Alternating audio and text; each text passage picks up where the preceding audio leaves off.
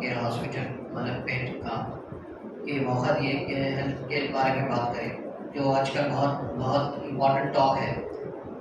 आप देखेंगे last 2 years से लोग कोविड से काफ़ी लोग मुतासिर हुए और कई लोग अपनी जान खो गए, कई लोग का इंतकाल हो गया। लेकिन कोविड ख़त्म होने के बाद भी अभी तो कई कोविड इन्फेक्शन बहुत कम हो गए पहले से, लेकिन फिर भी ऐसे लोग हैं जो कोविड से मुतासिर हुए थे और उनको उसके अभी तक साइड इफ़ेक्ट्स हो रहे हैं। तो ऐसा नहीं है कि कोविड इन्फेक्शन एक्टिव ही होता है, एक्यूट इन्फेक्शन ही होता है। बातों तो ऐसा होता है कि जो आदमी कोविड से मुतासिर होता है बाद में पेशेंट्स को हॉस्पिटल में आते हैं, कहते हैं कि उसको एलर्जी का प्रॉब्लम हो गया, या कोविड के बाद में रगों का प्रॉब्लम हो गया, या कोविड के बाद उसकी हड्डियों में प्रॉब्लम हो गया।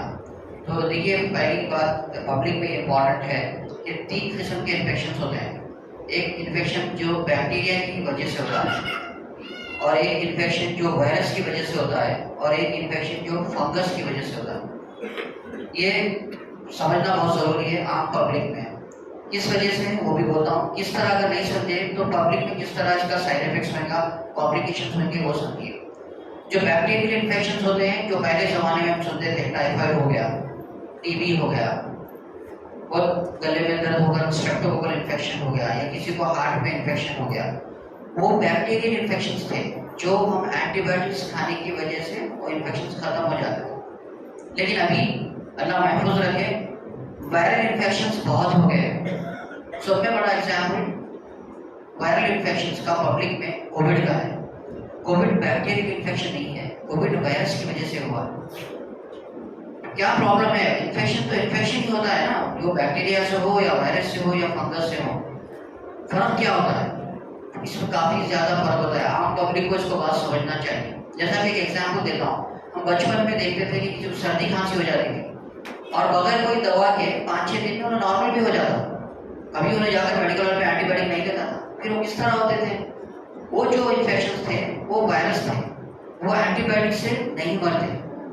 वायरल इन्फेक्शंस एंटीबायोटिक काम नहीं करता, इसीलिए अगर मेडिकल में जाकर गले में दर्द, सर्दी, जुकाम हो गया, दवा मांगे और अगर वो एंटीबायोटिक दे दिया, जैसा कि अमॉक्सिसिलिन है, लोमॉक्स जिसे बोलते हैं, या एजिथ्रोमाइसिन है जो आजकल बहुत सारी पब्लिक खाई है, एजिथ्रोल, एसिडोफ, ढेर सारा खाई है मेडिसिन से, डॉक्सीसाइक्लिन है, ये सारे एंटीबायोटिक्स है जो वायरल इन्फेक्शन को काम नहीं करते।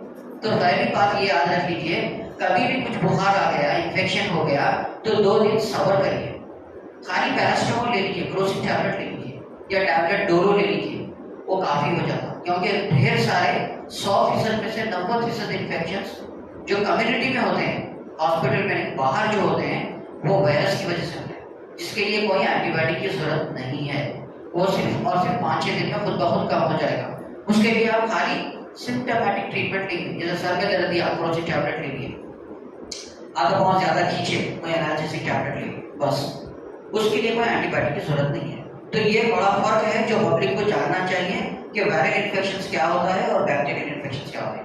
अब इसके बरअक्स बैक्टीरियल इन्फेक्शन देखेंगे। टीबी हो गया, क्या टीबी का इन्फेक्शन हम घर में कर सकते हैं? नहीं, क्योंकि उसको 6 महीने का इलाज होता है। दिमाग का जो टीबी होता है उसको 12 महीने का इलाज होता है। पेट का जो टीबी होता है उसको 9 महीने का इलाज होता है। उसके लिए डॉक्टर से मिलना बहुत जरूरी है। वो बैक्टीरियल इन्फेक्शन है। तो एक बात दिमाग में रख लीजिए कि जब भी हमको कुछ इन्फेक्शन हुआ तो पहली बात 2 दिन सब्र करेंगे, क्योंकि ज़्यादातर इन्फेक्शन 5-6 दिन में खुद बहुत कम हो जाते हैं। जिस जिस्म में लड़ने की क़ुव्वत होती है जो अल्लाह ताला ने दिया है, उसे हम इम्यूनिटी होते हैं। इम्यूनिटी जो जिसम अच्छा खाने की वजह से, अच्छा ग़िज़ा लेने की वजह से होती है। और अब एक जनरल पब्लिक में बात बोल रहा हूँ, प्लीज़ याद रख लीजिए, हमारे यंग तबकात में जो यंग बच्चे हैं उसमें काफ़ी प्रॉब्लम्स हो रहे हैं। इस वजह से वो कमज़ोर हैं। पहले के लोग को देखिए बहुत स्ट्रॉन्ग थे, लोग 1 बजे रात में नहीं सोते। लोग समझते हैं कि खाली अच्छा खाने की वजह से इम्यूनिटी बिल्ड होती है, वो तो होती है, लेकिन अच्छा सोना टाइम पर, रात की नींद बहुत ज़रूरी है। अल्लाह ताला बनाए जिस्म को इस तरह कि रात में अगर हम नहीं सोएंगे तो इससे आपके बॉडी में जो लड़ने की क़ुव्वत होगी वो कमज़ोर हो जाएगी और आप जल्दी जल्दी इन्फेक्शन में मुतासिर होते जाएंगे। ये जो फ़ोन रात भर लेके बैठना, इंटरनेट पे बैठना, इससे हमारा जो सर्केडियन रिथम है जो अल्लाह ताला ने बनाया है दिमाग को, वो डिस्टर्ब हो जाता है। और वो एक बार डिस्टर्ब हो गया तो आपकी इम्यूनिटी कम हो जाएगी और बार बार आपको इन्फेक्शन हो जाए। ये दूसरी वजह। तीसरी बहुत इंपॉर्टेंट बात याद रख लीजिए, पब्लिक में आपसे रिक्वेस्ट है कि अगर किसी को खांसी है तो हैंकरचीफ या टिश्यू पेपर से कवर करिए, हाथ से मत कवर करिए। हम बचपन में हमको सिखाते थे इस तरह खांसना, नहीं, गलत है। इस तरह खांसेंगे तो इसमें सारा जरासीम आ जाएगा। उसके बाद में मैं फोन पकड़ूंगा, ये माइक पकड़ूंगा, फिर बहुत सारा माइक पकड़ेंगे, उनको इन्फेक्शन होगा, ऐसा करेंगे उनको इन्फेक्शन हो जाएगा। कोविड किस तरह फैला? ये अल्लाह के हुक्म से हवाई वबा थी, जो वबा सारे हवा में फैल गई। जिस चीज को खांसी थी वो हवा में खांसते थे। तो जब भी हमको खांसी आएगी हम टिश्यू पेपर या हैंकरचीफ इस्तेमाल करेंगे और रोड पर नहीं फेंकेंगे। खुदा के वास्ते रोड पर मत थूकिए। लोग कई बार देखिए बस में से बाहर थूक देते हैं, पीछे जो लोग आते हैं वो हवा का इन्फेक्शन इनहेल कर लिए, अगर वो सांस ले लिए तो इन्फेक्शन हो जाता है। टीबी किस तरह फैलता है? खांसी जिसी को होती है उसी दूसरों को लगता है। जब खांसते हैं हवा में जरासीम रहते हैं, एक जरासीम हवा में 6 से 7 घंटे रहता है। 6 से 7 घंटे हवा में। हवा को हम साफ नहीं कर सकते, इसको साफ कर सकते हैं टेबल को, लेकिन हवा को किस तरह करें? तो इसीलिए जब भी हम खांसेंगे टिश्यू पेपर या हैंकरचीफ से और इसको मुनासिब जगह पर फेंकेंगे, रोड पर नहीं फेंकेंगे। दूसरी बात इंपॉर्टेंट, अगर खांसते वक्त हैंकरचीफ या टिश्यू पेपर नहीं है या छींक आ गई जो इनवॉलंटरी है, जो हमारे कंट्रोल में नहीं है, छींक सड़न आती, हम रोक नहीं सकते उसको, तो इस तरह छींके, यहाँ ऐसा नहीं, इस तरह छींके, यहाँ खांसेंगे भी इधर। अगर हमारे पास हैंकरचीफ या टिश्यू पेपर नहीं है तो क्यों कि जगह कोई पकड़ता नहीं, बाद में आप घर को जाकर कपड़े धोने दे देते। दूसरी बात। तीसरी बात, सब में ज्यादा इन्फेक्शन फैलने की वजह हाथ, याद रखने की बात, हाथ। इसीलिए अल्लाह ताला ने फरमाया कि जो हुजूर पाक सल्लल्लाहु अलैहि वसल्लम ने फरमाया कि जो 5 बार वजू करेगा तो ऐसा है जो 5 बार अपने आप को साफ करे। उसको जिस्मानी भी सफाई है, रूहानी भी सफाई। आज दुनिया सारी बोल रही है कि हैंड वॉश करो। आज WHO बोल रहा, वर्ल्ड हेल्थ ऑर्गेनाइजेशन, आप सोचते तो 1400 साल पहले ही बोल दिए कि वजू करो, नाक की सफाई करो, कान की सफाई करो। ये तो आज दुनिया समझ रही है इस बात को। हाथ धोना जरूरी है। जब बाहर से घर को जाते हैं, पहले जमाने में मेरे ख्याल से पुराने लोगों को मालूम है कि हाथ और पाँव बाहर धोकर घर में दाखिल होते थे। अब वो तो खत्म हो गया दौर। अब तो घर में ही वॉशरूम बन जाते हैं, कमरों में वॉशरूम बन जाते हैं। पहले वॉशरूम घर में रहता ही नहीं था, वॉशरूम बाहर रहता था, घर के बाहर रहता। अभी तो हर जगह की कंस्ट्रक्ट है, स्पेस कंस्ट्रक्ट की वजह से घर में ही बना है। तो सफाई बहुत इंपॉर्टेंट है। देखिए 3 वजह से बीमारी फैलती है, एक हाथ, दूसरा ग़िज़ा और पानी, और तीसरा खून। अब एक इंपॉर्टेंट बात बोल देता हूँ, रोड पर एक्सीडेंट हो गया, किसी का खून बह रहा है, खुदा के वास्ते जाकर अपने बेयर हैंड से मत पकड़िए। उसको क्या इन्फेक्शन है नहीं मालूम। खून की वजह से 3 इन्फेक्शन फैलते हैं, HIV, हेपेटाइटिस B और हेपेटाइटिस C। हेपेटाइटिस B और हेपेटाइटिस C से लीवर खराब होता है, जॉन्डिस होती है और बाद में लीवर कैंसर होता है। इसका इलाज नहीं है। HIV का इलाज नहीं है, वेरी अनफॉर्चुनेट। HIV का वैक्सीन भी नहीं है, टीका भी नहीं है। हेपेटाइटिस B का टीका है, हेपेटाइटिस B का टीका लगा दीजिए। खून की वजह से 3 इन्फेक्शन फैलते हैं, HIV, hepatitis B and hepatitis C। तो किसी रोड पर एक्सीडेंट हो गया, किसी को खून जा रहा है, तो पहले अपनी हिफाजत करिए, कुछ पकड़िए, कुछ ग्लव्स पहनिए, उसके बाद करिए। इंसानियत तो बहुत जरूरी है, लेकिन अपनी भी एहतियात बहुत जरूरी है। और अभी एक बात, खाना बहुत इंपॉर्टेंट है। What you eat defines your health. आप जो खाते हो उससे ही आपकी हेल्थ मालूम होती है। अगर आप जो बेतहाशा खाएंगे, खासतौर पर रोजे के दिनों में, सबको मालूम है कि तला भुना नहीं खाने का, ड्रिंक्स नहीं पीने का, खासतौर पर रसना के टाइप के या जो मैंगो जूसेस आते हैं बनकर, वो नहीं पीने का। उससे होता क्या है, उसमें ग्लूकोज कंटेंट बहुत ज्यादा होता है और आपकी बॉडी थोड़ी पीते ही उसको सेटिस्फाई हो जाती है। और आप जो लिक्विड डिप्रीवेशन है, दिन भर जो रोजा रहे हैं ना, हमारी स्किन से 1 से 1.5 लीटर का वाटर इवापोरेट होता है अल्लाह की तरफ से, कुदरती तौर पर, ये स्किन से, और हमको मालूम ही नहीं होता। इसको हम insensible loss of water from the body होता है, जो हमको मालूम ही नहीं होता। फिर भी हम यूरिन को गए तो मालूम होता है कि डॉक्टर साहब मुझे यूरिन आ रहा है बार बार, लेकिन ये इनसेंसिबल लॉस जो होता है, जब धूप में जाएंगे वो 2 से 3 लीटर होता है, बाहर चले जाएंगे तो वो लॉस को, अच्छा पानी प्लेन वाटर पीजिए, ठंडा पानी मत पीजिए। फिर बोल रहा हूँ, ठंडा पानी मत पीजिए। ठंडा पानी पीने से मैदा खराब होता है और आपके गले में भी दर्द होने के चांसेस होते हैं। बर्फ का पानी नहीं पीजिए, नॉर्मल पानी, घर की ग़िज़ा और प्लेन डाइट में, उससे आपको काफ़ी फायदा होगा। और अभी एक इम्पॉर्टेंट बात, जो शुगर के पेशेंट्स है और बीपी के पेशेंट्स हैं, बीपी और शुगर की दवाएं अलग अलग तरीके के होते हैं। बात दवाएं बीपी के जिसे यूरिन ज्यादा आता है, वो दवाएं शहर में नहीं खाने का है आपको। वो दवाएं रात में इफ्तार के बाद खाना, क्योंकि अगर शहर में खाएंगे तो ज़्यादा यूरिन आकर और ज़्यादा प्यास लगेगी। और शुगर की जो दवा होती है उसमें 3 किस्म के होते हैं। एक जो टैबलेट होती है लेविपिराइड, अमेरिक इसको बोलते हैं, वो सुबह के टाइम नहीं लेंगे, उससे शुगर डाउन होती है 3 से 4 के बीच में। जब हम खाना दोपहर का स्किप करते हैं, अगर कोई डायबिटिक पेशेंट रोज़ा रह रहा है तो वो शुगर की जो दवा है सुबह के टाइम की वो स्किप करेगा और शाम में इफ्तार में लेगा और अपनी शुगर शहर से पहले टेस्ट कर लेगा। वैसे इंसुलिन भी कई किस्म के होते हैं जो मैं यहाँ पर बैठकर नहीं समझा सकता। ये 3 किस्म के इंसुलिन होते हैं, जो रैपिड एक्टिंग, इंटरमीडिएट एक्टिंग और लॉन्ग एक्टिंग। जो रैपिड एक्टिंग होता है आप अभी ले लो, 2 घंटे में 3 घंटे में फर्क एक्शन होगा, 4 घंटे में बर्खास्त। इंटरमीडिएट जो इंसुलिन होता है उसका एक्शन 3 घंटे के बाद शुरू होता है, 6 घंटे तक। जो लॉन्ग एक्टिंग होता है वो 4 घंटे के बाद एक्शन शुरू होता है और 12 घंटे रहता है। तो उस तरह के इंसुलिन नहीं लेंगे शहर में, शाम के टाइम लेंगे और शुगर अपनी कंट्रोल में रखेंगे। शुगर सारे बीमारियों की जड़ है। आपके आंख की कमजोरी, पाँव में जलन और आपके रगों में खिंचाव, पाँव में खिंचाव, सारी हर ईच एंड एवरीथिंग, हर बॉडी का एक एक पार्ट मुतासिर होता है शुगर की वजह से। बीपी की वजह से नहीं होता है, बीपी की वजह से रक्त फट सकती है दिमाग की, पैरालिसिस का अटैक हो सकता है, हार्ट अटैक हो सकता है, किडनीज खराब हो सकती हैं। लेकिन शुगर एक ऐसी बीमारी है जिसको स्वीट पॉइजन बोलते हैं।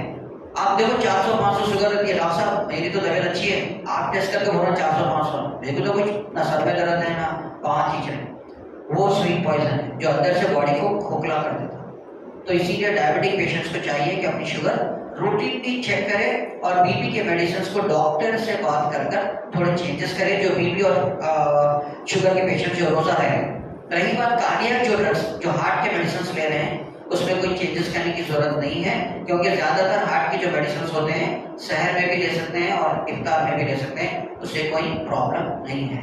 तो ये चंद मालूमात है जो पब्लिक को बोलना चाहता था मैं। और केयर हॉस्पिटल के जरिए, मलकपेट के जरिए आप एक वादा करें यहाँ से उठने से पहले कि हम एंटीबायोटिक्स नहीं खाएंगे बगैर डॉक्टर के प्रिस्क्रिप्शन के। आप जाए, आपके कई रिश्तेदार बाहर रहते होंगे, अमेरिका में, यूके में, यूरोप में, उनसे पूछ लीजिए एंटीबायोटिक्स इतना आसानी से नहीं मिलती वहाँ पर, खाली आपको पैरासिटामोल मिलता है। यहाँ पर हम चने बटाने की तरह जो फार्मासिस्ट माफ करे 10th फेल रहता, इंटर फेल रहता, लाइसेंस किसी और का रहता, वहाँ की बैठा हुआ रहता, मालूम भी नहीं क्या हो रहा है हमें, उससे हम जाके दवा ब्लड नहीं खा लेते अपने जिस्म के अंदर। डॉक्टर साहब वो रहता नहीं, डॉक्टर बोले गले में दर्द है, खांसी है, ये खा लो 2 दिन के लिए। तो इससे इन्फेक्शन जो होते हैं वो रेजिस्टेंट होते हैं। और इसीलिए जो कॉर्पोरेट हॉस्पिटल जो केयर, जैसे बड़े हॉस्पिटल जो पेशेंट्स आते हैं उनका जल्दी इन्फेक्शन कम नहीं होता है। यही वजह है, क्योंकि वो हॉस्पिटल को आने से पहले मेडिकल वाले पर जाकर खाते हैं, नहीं कम हुआ तो फिर लोकल डॉक्टर को बताते हैं, फिर लोकल डॉक्टर की बात भी कम नहीं हुआ तो जब बड़े हॉस्पिटल पर, तो जब बड़े दवाखाने को जब आते हैं, जब तक पूरा इनका निजाम खिचड़ी हो जाता है ढेर सारे मेडिसिन खाने की वजह से। तो ये याद रख लीजिए। और इम्पोर्टेंट बात, हाथ धोने का तरीका होता है। हाथ ज्यादातर जो धोते हैं उसका कोई तरीका होता है। ये WHO world health organisation steps बताया है, वो स्टेप्स देख लीजिए आप। जब भी हाथ धोते हैं पहले पाम टू पाम धोएंगे, ये और ये, फिर राइट डॉर्सम, फिर लेफ्ट डॉर्सम धोएंगे, फिर ऐसा इंटरलेसिंग ऑफ फिंगर्स करेंगे यहाँ पर साफ करने के लिए, फिर इंटरलॉकिंग ऑफ फिंगर्स करेंगे इधर के हिस्सा साफ करने के लिए और ये हिस्सा साफ करेंगे, फिर टिप्स ऑफ द फिंगर्स दोनों करेंगे और फिर रोटेशन ऑफ थंब दोनों करेंगे। ये तरीका है हाथ धोने का। WHO ने स्टडीज किया है, इस तरह हाथ धोने की वजह से 90 से 95% आपका जो हाथ के जो सर्फेसेस है वो सारे कवर हो जाते हैं। ये फिर एक बार बताता हूँ, palm to palm, right dorsum, left dorsum of the hand, interlacing of the fingers और फिर इंटरलॉकिंग ऑफ द फिंगर्स, फिर tips of the fingers of both the hands, फिर रोटेशन ऑफ थंब, वो दोनों हाथ के। इस तरह करने से आपके सारे हाथ कवर हो जाता है और तकरीबन हाथ के जिरासिम्स खत्म हो जाते हैं। इस सेट का कुछ डाउट है आप लोग तो पूछ सकते हैं, रिलेटेड टू डायबिटीज, हाइपरटेंशन या इन्फेक्शन कंट्रोल, कुछ भी पूछ सकते हैं। रात में पानी भी घर में ढाक कर रखिए। आप सल्लल्लाहु की हदीस है कि पानी ढाक कर रखना। आज दुनिया बोल रही है ढाक के रखो, क्यों? तुम आज डेंगू से डर रहे, मलेरिया से डर रहे, डेंगू का बुखार होता है, क्योंकि वो मस्कीटो, जो डेंगू का जो मस्कीटो होता है वो साफ पानी में होता है, मलेरिया का जो मस्कीटो होता है वो गंदे पानी में होता है। तो आज घर के पानी भी हम ढाक कर रखते हैं। तो यही वजह से रात में मेक श्योर दैट आपके जितने बर्तन है सारे ढपे हुए रहे, खुले ना रहे। और रात में नींद बराबर लें, खाना टाइम पे खाएं और प्रॉपर डाइट लें। ज़्यादातर वेजिटेबल्स इस्तेमाल करें, उसमें आपकी इम्यूनिटी इंप्रूव होती है। और कुछ आपके डाउट्स हैं तो आप लोग पूछ सकते हैं related to health, anything you can ask. Filter के पानी से इम्यूनिटी कम होती है इससे फिल्टर के पानी। देखिए साहब, अच्छा सवाल करें। फिल्टर का पानी, जो पहले के लोग भाई फिल्टर कुछ भी नहीं था, खाली घर में पानी रखते थे, पीते थे। लेकिन अब क्योंकि इतना पॉपुलेशन बढ़ गया कि इन्फेक्शन के चांसेस बढ़ गए। पानी में इन्फेक्शन दो वजह से होती है, या तो गंदा पानी अच्छे पानी से मिल जाना, या किसी गंदा पानी में डूब जाना। एक इन्फेक्शन होता है, इसको ऑटो इन्फेक्शन होता है। क्या बोलते हैं? Auto infection that happens due to yourself. नाखून बड़ा करते लोग, इसके अंदर गंदगी जम जाती है, और वही जब खाना खाते हैं तो ये इन्फेक्शन पेट में जाता है। पानी में डुबाते हैं तो इन्फेक्शन पेट में जाता है। तो उस तरह के पानी के लिए फिल्टर इस्तेमाल करना बहुत ज़रूरी है। लोग घर में आरओ वाटर लगाते हैं, उसकी ज़रूरत नहीं है। आरओ वाटर बोलकर होता है, रिवर्स ऑस्मोसिस ऑफ वाटर, जो हॉस्पिटल में यूज़ करते हैं। खाली आप कैंडल फिल्टर्स भी यूज़ करिए घर में तो काफ़ी है, उससे कोई नुकसान नहीं है। जो गवर्नमेंट का जो पानी आता है हमको, जो एमसीएच का, वो भी पीने के काबिल रहता है, क्योंकि उसके अंदर क्लोरीन मिला के देते हैं ऑलरेडी। और हम टेस्ट करते हैं अपने वाटर फिल्टर्स में, क्लोरीन चेक करके टेस्ट करके पीने के काबिल है, जरासीम कोलिफॉर्म्स कम है, गंदगी जब भी खराब आता है। तो बगैर फिल्टर करके एमसीएच का पानी पी सकते, बबल वाटर नहीं पी सकते। खुदा के बात है, बहुत अच्छा सवाल करे आप। हमारे हॉस्पिटल में नर्सेस को लूज मोशन हो गए, हम लोग बोले पानी तो अच्छा पिला रहे, बबल वाटर ला के पिला रहे बाहर का, बबल वाटर टेस्ट करें पूरा गंदा पानी। तो ब्लाइंडली बिलीव मत करिए बबल वाटर्स में, कहीं जब तक कि कोई अच्छी जगह से नहीं ले रहे आप। बबल वाटर कोई साफ पानी नहीं होता है। मैं आप कई जगहों के मेरे पेशेंट्स बताता हूँ जो बबल वाटर पीने के बाद में पेट में दर्द, वॉमिटिंग्स और लूज मोशन आता है। और बाहर ऐसा नहीं होता है कि अभी डॉक्टर के लिए भागे, लेकिन एक हल्का सा दर्द रहता है और मोशन दिन में 3-4 बार आते हैं, तो वो डॉक्टर के भी नहीं आता आदमी। अरे 2-3 ही 4 है ना, मोशन कम हो जाते हैं, बल्कि 10-15 दिन निकालता है इसको। तो बबल वाटर साफ पानी नहीं होता, उससे अच्छा घर का फिल्टर का पानी बेहतर है। घर का फिल्टर नहीं है, पीने के काबिल एमसीएच का पानी है, जो ऑलरेडी क्लोरीनेटेड है। आरओ वाटर लगाने की जरूरत नहीं है। जी सर, पी सकते। पानी गुनगुना करके पीने से कुछ ज्यादा फायदा नहीं है। गुनगुना करके पीने से खाली गले में इन्फेक्शन नहीं होता। केरला में चले जाओ, हर जगह गुनगुना पानी मिलता है, सादा पानी मिलता है, ठंडा तो भूल जाओ। पानी गर्म करने का मकसद एक ही है, जरासीम मारना। और जरासीम कब करते हैं? उबाल आना, 120 डिग्री टेम्परेचर जाना उसके अंदर, पानी उबलना थोड़ा सा, उबल के 3 बार करना। दूध को 3 बार उबाल दो होते, देखिए कई बार घरों में सुनेंगे, दूध जब हम लाते हैं 3 बार उबाल दो उसको पैस्चराइजेशन बोलते हैं इंग्लिश के लोग, जो अंग्रेज लोग पैस्चराइजेशन बोलते हैं, पैस्चराइजेशन ऑफ मिल्क। उसको repeatedly heating milk unless it reaches 121 degree centigrade, फिर उसको कम करो, फिर कम करो, उबाल जो बोलते हैं 3 का। इसी तरह पानी को गुनगुना करके पीने से आपको जिस्म को फायदा है, लेकिन पानी की जरासीम मरते नहीं गुनगुने पानी से। पानी की जरासीम मारना अगर मकसद है तो उसको अच्छा हीट करना, इतना कि वो बॉइल होके 3 बार ऊपर नीचे। जी हाँ, ज्यादातर जरासीम मर जाते हैं 3 बार ऊपर।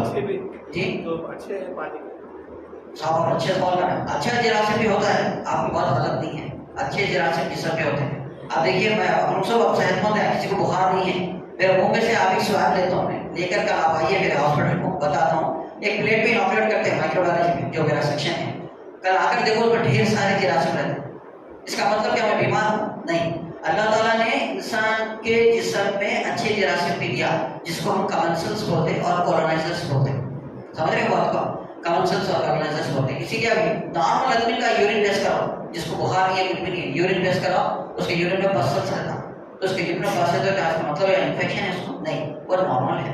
इसी तरह पानी गर्म करने की वजह से अच्छे जरासीम पानी में नहीं रहते, जिस्म पे रहते हैं अच्छे जरासीम। इसीलिए जब हम एंटीबायोटिक्स खाते हैं, बुखार आया तो हमको बाद एंटीबायोटिक्स से लूज मोशन हो जाते हैं। अरे डॉक्टर साहब ये दवा शुरू करा, 3 दिन के बाद में लूज मोशन शुरू हो गए, वो अच्छे जरासीम को खत्म कर दिया पेट में। इसीलिए उसको फिर रिप्लेस करने के लिए हम स्पोरोलैक टैबलेट या डेरोलैक ऐसे टैबलेट देते हैं, छोटे बच्चों को जो देते हैं ना, सैचेट्स आते हैं। तो पानी गर्म करने में अच्छे जरासीम कुछ नहीं रहते हैं, बुरे जरासीम रहते हैं। अगर रहे तो जिस्म में अच्छे जरासीम होते हैं, जो इंसान को जिंदा रहने के लिए बहुत जरूरी है। बॉडी को हाइड्रेट कैसा करना चाहिए? बॉडी को हाइड्रेट, समर की वजह से बॉडी डिहाइड्रेशन हो जाए, क्योंकि टाइमिंग भी कम रहना, ज़्यादा होने की वजह से। देखिए भाई का सवाल है कि समर में ज़्यादातर डिहाइड्रेशन होता है। अब जैसा अभी बोला, मैं धूप में गया से 2 से 3 लीटर पानी चले जाता, आपको मालूम भी नहीं होता, इनसेंसिबल लॉस होते हैं। अरे इतना पानी कहाँ जाएगा, यूरिन आ रहा है डॉक्टर साहब, रोजा है जब से शाम में तो यूरिन आता ही नहीं है, इफ्तार करके 4-5 घंटे के बाद में सोते वक्त यूरिन आता, कई लोगों को होता है। भाई का सवाल किस तरह हाइड्रेट करना? पानी एक साथ नहीं पीना, पानी एक साथ नहीं पीना, रोजा खोलते 4-5 गिलास पानी नहीं पीना। पानी का तरीका ये है हाइड्रेशन करने का, आप थोड़ी थोड़ी देर से 500 ml पीते जाओ, हर 15-20 मिनट से आधे घंटे से 500 ml पीते रहना। जैसा कि अब मैं तरावी को जा रहा हूँ तो भाई बॉटल लेकर जा रहा हूँ, तरावी खत्म होती है रात में 10-10 को, और तरावी के से जाते हैं नमाज को 8 बजे, तो थोड़ी थोड़ी देर से बॉटल का पानी पीते रहना, उससे ही हाइड्रेट कर सकते हैं। क्योंकि रमजान में टाइम कम रहता है, इफ्तार से सहरी के बीच में ही हमको मौका मिलता है कि हमारी बॉडी को हम हाइड्रेट करें, और रात में हम 11-11:30 के बाद सो जाते हैं, फिर सुबह में ही उठते हैं 3 सवा दिन, तो उस टाइम में भूस होता है, पानी पीने का मौका नहीं मिलता। इसीलिए जब होशियार रहते हैं हर 15 मिनट से 1-1 गिलास पानी पीते रहना, आपको प्यास लगो या मत लगो, वो जरूरी है। प्यास लगो या मत लगो, आप पानी पीते रहना थोड़ी थोड़ी देर से, instead of taking water at A time. एकदम 5-6 गिलास पीने से अच्छा हर 15-20 मिनट से थोड़ा थोड़ा पानी पीते रहना, उससे बॉडी आपका अच्छी हाइड्रेट हो जाता है। आजकल के जो एक्वागार्ड्स है, नॉर्मल जो अपना नल का पानी है, नल के पानी से कन्वर्ट करके उनका पानी का टेस्ट वगैरह चेंज हो रहा है, तो वो पानी सही है? एक्वागार्ड फिल्टर्स में थोड़े फिल्टर्स होते हैं जो 0.5 mm फिल्टर्स होते हैं, बारीक, जो जिसम जरासीम जो रहता है 1 मिलीमीटर का रहता है, तो उसको रोक देते हैं ब्रश में, जब फिल्टर होता है पानी तो उसको रोक देते हैं। टेस्ट जो बदलता है वाटर का, वो जरासीम की नहीं होने की वजह से नहीं बदलता, मिनरल्स की वजह से बदलता। एक्वागार्ड में जब हम फिल्टर करते हैं तो थोड़े मिनरल्स भी फिल्टर हो जाते हैं उसमें, मैंगनीज, कैल्शियम, इंपॉर्टेंट, उसकी वजह से वाटर का टेस्ट बदल जाता है। इसीलिए मैं बोल रहा हूँ कि वेरी स्ट्रॉन्ग फिल्टर्स यूज करने की जरूरत नहीं है हमारे घर में, नॉर्मल जैसा कैमिकल फिल्टर्स है वो यूज कर सकते हैं। एक्वागार्ड फिल्टर होना, आरओ वाटर, बस लोग तो घर में आरओ वाटर लगा लेते हैं, आरओ वाटर का कोई रोल ही नहीं है। आरओ वाटर डायरेक्ट जो करते हैं ना पेशेंट्स को हॉस्पिटल्स में, आईसीयूज में, लैब में, वहाँ इस्तेमाल करते हैं, तो आपको घर में आरओ वाटर इस्तेमाल करने की जरूरत नहीं है, unless and until your water is very badly contaminated, बहुत ज़्यादा कंटैमिनेटेड हो तो नॉर्मल फिल्टर्स में काम है।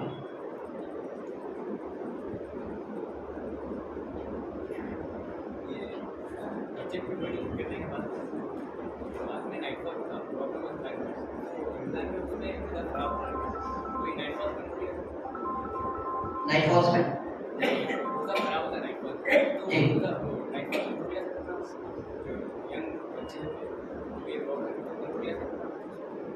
देखिए नाइट फॉल्स का जब बच्चे बड़े हो जाते हैं, जो नाइट फॉल्स होता है वो तो देखिए कुदरती तौर पे जब होता है तो उसे कोई कमजोरी नहीं होती, कुदरती तौर पे जो अल्लाह का निज़ाम है उसकी तरफ से होता है तो कोई प्रॉब्लम नहीं है। जब तक कि इंसान खुद कोई शर में अटक के और उसमें फंस के अपने आप को उस चीज़ में मुब्तला ना करे, जब तक कोई कमजोरी नहीं होती। यूजुअली बॉडी का फिजियोलॉजी मैकेनिज्म क्या है बोलता हूँ मैं, जब अपन मैच्योर होते हैं, मैच्योर जब होते हैं, जब नाइट फॉल स्टार्ट होते हैं, वो बॉडी कुदरती अल्लाह ने ऐसा बनाई 15 दिन का गैप रहता, 15 to 20 डेज का गैप रहता है। जैसा लेडीज में मेंसेस होते हैं एवरी मंथ 25 to 30 डेज कुदरती तौर पे होते हैं, उसको कोई स्टॉप नहीं कर सकता। वैसे बच्चों में जब बड़े होते हैं तो 15 से 20 दिन के बीच में नाइट फॉल होता, वो कुदरती कानून है, अल्लाह निज़ाम है होता। Unless and until someone interfere, उसको खराब अपने शर में भर के अपने आंखों की गंदगी करके कुछ कर लिए तो जब डेफिनेटली कमजोरी होती है उससे, और उससे तबीयत खराब होने के भी चांसेस रहते हैं, रमजान में नहीं बाद में। इसीलिए आप फरमाएं कि अपनी हिफाजत करिए, अपने जितना हो सके उतना, एक मोमिन की निशानी हो कि अपने प्राइवेट स्पॉट की हिफाजत करना एक मोमिन की निशानी है।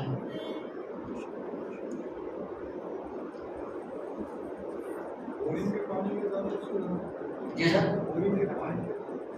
बोरिंग का पानी पीने के काबिल नहीं होता साहब, पहली बात, बोरिंग का पानी पीने के काबिल नहीं होता आजकल के खास तौर पे।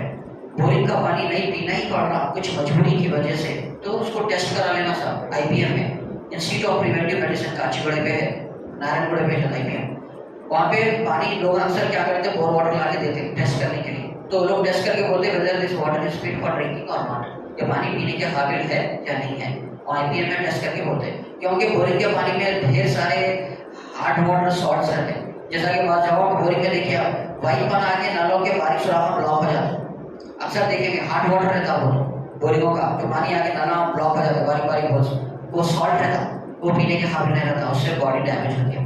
तो अगर पीना मजबूरी है तो फिर आईपीएम नारायणगुड़ा में जाके टेस्ट करा के और सर्टिफिकेट दिए this water is fit for drinking, तो जवाब पी सकते।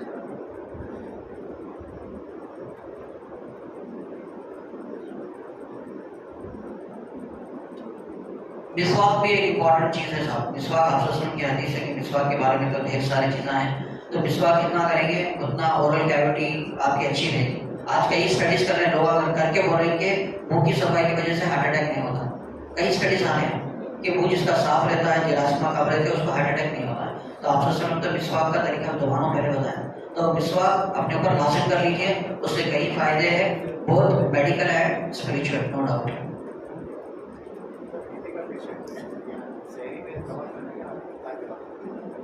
बीपी का पेशेंट सहरी में दवा लेना या इफ्तारी में लेना? जी देखिए, हाई बीपी में बस दवाएं, वही बोला था मैं आपको कि बीपी में थोड़े चंद ऐसे दवाएं होते हैं जिससे यूरिन ज्यादा आता है।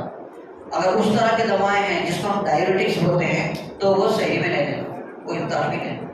सहरी में लेंगे तो क्या होता है, ज्यादा यूरिन आके जिस्म का और डिहाइड्रेशन हो जाता है। तो उस तरह की दवाएं जो डायरेटिक्स होते हैं, जो डॉक्टर ही बता सकता है कि पर्टिकुलर दवा सहरी में ले लेना है, इफ्तार में। अगर डायरेटिक्स नहीं है, दूसरे जैसा बीटा ब्लॉकर है, कैल्शियम चैनल ब्लॉकर्स है, तो सहरी में ले सकते।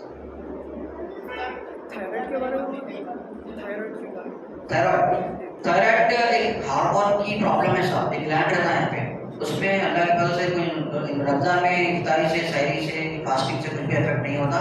लेकिन थायराइड दो किस्म के होते हैं, हाइपोथायराइड, हाइपरथायराइड। हाइपोथायराइड जो होता है, जिसको थायराइड का हार्मोन जिस समय कम सिक्रीट होता, उसका नाम थायरॉक्सिन है, जो ये ग्लैंड्स कुदरती तौर पर सिक्रीट करते हैं। उसकी निशानी ये है मोटा हो जाना, खाना इनका खाता लेकिन मोटा हो जाता, कब्ज की शिकायत होना, कॉन्स्टिपेशन, एंकल एडिमा, टखनों का सूजन आ जाना, सर्दी ज्यादा होना, स्किन थिक होना, ड्राई हो जाना और स्किन थिक हो जाना, ये चंद अलामत है जो थायराइड हार्मोन की कमी होने की वजह से जिस्म पे होता।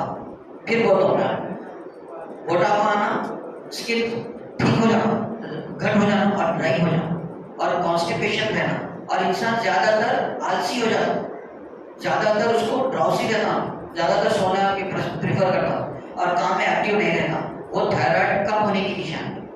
थायराइड बढ़ने की निशानी, जिसमें ऐसी भी बीमारी होती है जिसमें थायरॉक्सिन एक्सेसिव सिक्रीट होता, ज्यादा सिक्रीट होता, उसमें आदमी भूखा हो जाता, खाता इतना ज्यादा, खाना खाता फिर 2 घंटे भूख लगती, अरे फिर खाना खाया फिर भूख लगी, और पसीना बहुत ज्यादा आता, और लूज मोशंस होते रहते, डायरिया होते रहता, और वजन बहुत तेजी से कम होता उसका। ये अलामतें हैं थायराइड का हार्मोन बढ़ जाने की, उसका अल्टर कम होने के, मोटापा होना, जैसा मैं आपको बताया, बढ़ने की वजह से दुबले हो जाते हैं और डायरिया हो जाता है। कंट्रोल थायरॉक्सिन एक मेडिसिन होती है, T3, T4, TSH एक टेस्ट होता है, थायराइड प्रोफाइल जिसे बोलते हैं, वो टेस्ट कराए तो उनको मालूम होता कि जिसम में थायराइड का हार्मोन की कमी है या ज्यादा है, उसके लिहाज से हम इलाज कर सकते हैं। वो रिपोर्ट करा लिया तो उसके बाद इलाज कर सकते हैं। ज्यादा पावर नहीं है तो नुकसान होता है। ज्यादा पावर की कुछ भी ऐसा नहीं रहता। देखिए, थायराइड की मेडिसिन और कोलेस्ट्रॉल की मेडिसिन जो हम चिकनी के लिए लेते हैं, वो जिंदगी भर खाने की नहीं रहती, कई लोग खाकर उसमें साइड इफेक्ट में मुब्तला हो जाते हैं। जो कोलेस्ट्रॉल की जो मेडिसिन रहती, थायराइड की जो मेडिसिन रहती, 1 से 2 महीने खाने की रहती, उसके बाद फिर टेस्ट करा के डॉक्टर से पूछना, ये डॉक्टर कंटिन्यू करना है मेडिसिन या नहीं करना। बीपी और शुगर वफादार बीमारियां हैं, आगे तो खबर में गए तक नहीं छोड़ते, वो सही बात है, लेकिन थायराइड है और आपके थोड़े चंद बीमारियां ऐसे हैं, कोलेस्ट्रॉल है, जो डॉक्टर से 2 महीने में 3 महीने में पूछते रहना और टेस्ट कराते रहना कि डॉक्टर साहब ये कंटिन्यू करना है या स्टॉप कर देना। जैसा आप बोले, एक आदमी को थायराइड की दवा लिखे, 2 महीने में आगे बताओ, बोले वहीं नहीं 6 महीने तक खाए, उल्टा हो गया आपको, ऐसे जाके ऐसे हो गए, खाना खाते जा रहे हैं, मोशंस होते जा रहे हैं, उनको मालूम ही नहीं वो दवा खाने की वजह से हो रहा है। तो हर दवा का कुछ वक्त होता, उसके बाद में उसको रोक देना पड़ता। डॉक्टर जब दवा लिखता, एंटीबायोटिक लिखे, 5 दिन खाओ, बोले आप 1 महीना खाए तो आपकी बॉडी पूरी खराब हो जाती, 5 दिन के बाद में रोक दो तो रोक देना, 7 दिन के बाद में रोक दो तो रोक देना। थायराइड की दवा 2 महीने खा के थायराइड का टेस्ट करा के आओ तो चले जाना, नहीं मैं ऐसे खाते रहे तो देखिए अभी बिजी हो 1 महीना और हो तो फिर उल्टे इफेक्ट्स होते बॉडी में, खुदा ना खास्ता कम हो गया था।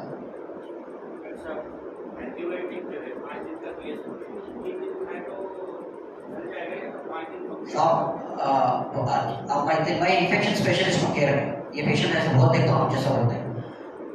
डॉक्टर जब 5 दिन की दवा लिखा तो 5 दिन कोर्स करना। कई पेशेंट ऐसे रहते हैं, आप बोले सो खांसी बुखार से आते, बलगम आते रहता, खांसते खांसते दवा लिख के देते, 3 दिन में बंद कर देते हैं, लिखते पर 5 दिन, फिर 10 दिन के बाद फिर आते, फिर खांसी हो रही, बोले भाई आपको दवा लिखे थे ना, 5 दिन नहीं खाए, नहीं कहा डॉक्टर साहब 3 दिन में बहुत अच्छा महसूस हुआ, मेरे खांसी का मुझे रोक डाला, तो उससे क्या होता इन्फेक्शन में रेजिस्टेंस आता, जरासीम में और कुव्वत बढ़ जाती, क्योंकि ऑलरेडी वो एंटीबायोटिक एक्सपोज हो जाते हैं, नेक्स्ट टाइम ये एंटीबायोटिक लिखे तो काम नहीं करते, उससे और बड़ी एंटीबायोटिक लिखना पड़ता। तो इसीलिए डॉक्टर साहब अगर बोले ये गोली सुबह शाम 5 दिन, एक गोली सुबह शाम 5 दिन खाना, अगर अच्छे भी हो गए बीच में तो कहीं रोकना नहीं पड़ रहा तो डॉक्टर से पूछ लेना। दूसरा इंपॉर्टेंट बात होता है हैदराबाद में क्लिनिक में, सुबह शाम गोली खाओ तो आधी करके खाते, सुबह में आधी शाम में, कई भी होते नहीं, मैं कमजोर हूँ डॉक्टर साहब, एक खाए तो पसीने आते हैं, उससे क्या होता है इन्फेक्शन रेजिस्टेंस। तो कोई डॉक्टर लिखे तो वजन के लिहाज से लिखते, 50 kg आदमी रहता, कोई 60 kg का रहता, कोई 40 kg का रहता, तो उसके लिहाज से डोज बदलते रहते। तो गोली आधी कर लिए तो छोटे बच्चे का डोज बड़ा आदमी खाना 40 साल का, तो क्या कम होगा उसको, कम नहीं होगा, वैसे रहता है। तो अपनी तरफ से कोई मॉडिफाई नहीं करना, डॉक्टर 5 दिन बोला 5 दिन खाओ, सुबह शाम बोले सुबह शाम खाओ, उसको आधी मत करो।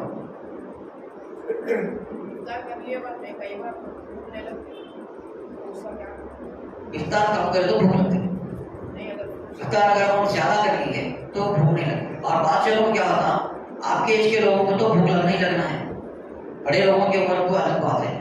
इफ्तार में पानी ज्यादा पी लिए, इफ्तार में तले हुई चीजें ज्यादा खा लिए तो भूख नहीं लगती, क्योंकि देखिए अच्छा सवाल करें ना, गैस्ट्रिक एम्प्टी टाइम, पेट का खाली होने का वक्त 4 से 5 घंटे है। सॉलिड ग़िज़ा खा लिया हमने, बिरयानी खा लिया, 4 से 5 घंटे तक मेरा पेट खाली नहीं होता, वो कुदरती तौर पे उन्हें अंदर जिस्म में डाइजेस्ट होता, अल्लाह में एसिड बनाते पेट में, वो डाइजेस्ट होकर नीचे छोटे अंतड़ी को गए तक 5 घंटे लगते हैं, 4 से 5 घंटे लगते हैं। तो इस वजह से अगर सॉलिड ग़िज़ा खा ली, तलन भुलन वाली, चिकने वाली, ऑर्गन्स खास तौर पे नहीं खाना, ऑर्गन्स नाहरी, भेजा, कलेजी, ये जल्दी डाइजेस्ट नहीं होते, सीने पे रहते हैं। और एसिडिटी का खास तौर पे रमजान में जिसको दही बनता खाइए, फायदा होता, जिसको दही बनता, जिसको दही नहीं बनता मत खाइए, उससे क्या होता पेट में जो गर्मी होती ना, वाकई गर्मी होती पेट में, लोग बोलते पड़ेगी, लेकिन आज साइंस बोल रही है कि वाकई एसिड सिक्रीट होता, उसकी वजह से दही किसी को बनता तो दही खा सकते हैं। दही के 2 फायदे हैं, एक उन पीएच बढ़ाता और दूसरा आपको हाजमे में आसानी करना, आपकी जो पेट की जो जरासीम जो रहती है ना उसमें और जल्दी से हाजमा होता उससे। तो अपन सॉलिड डाइट खाए तो 4 से 5 घंटे तक भूख नहीं लगती बेटे, लिक्विड खा सकते हैं तो 2 घंटे में भूख लगती है, जैसा कि मैं एक जूस पी लिया, 1 घंटा समझ सकता हूँ, फिर इसमें भूख लगती। सॉलिड खा लिया बिरयानी तो 5-6 घंटे तक फिर नहीं लगता, क्योंकि वो कुदरती तौर पे गैस्ट्रिक एसिडिटी है। जी हाँ, थायराइड कंट्रोल में है, कितना है बेटे टीएसएच नॉर्मल है, कितना बेटे थोड़ा बढ़ के 11.5 बढ़ के इनका डोज थोड़ा मॉडिफाई करना। आप एक बार केयर मलकपेट में नामपल्ली में कभी भी आके कॉल कर लीजिए, अशफाक हम मिल के देखिए। अच्छा और चलने दीजिए, 11.5 जरा ज़्यादा है, उसका नॉर्मल रेंज टीएसएच का 3 से 7 के बीच में रहना। 11 हो तो जरा ज़्यादा है, तो जरा ज़्यादा नींद आना, जरा आलसी रहना, थोड़ा आलसी बना वो रहना, जरा एक्टिव होना बोले तो थायराइड का नॉर्मल हो। फिर भी एक बार बता दीजिए आप थायरोसिन खाना है, एंड्रोक्सिन खाना है, एंड्रोक्सिन कितने एमजी खाना है, 25-50 माइक्रोग्राम खाना है, वही बढ़ाना पड़ता। कब करा है टीए 3 डिपोटेशन पिछले महीने करा है, रमजान के बाद में करा है, एक बार आगे बता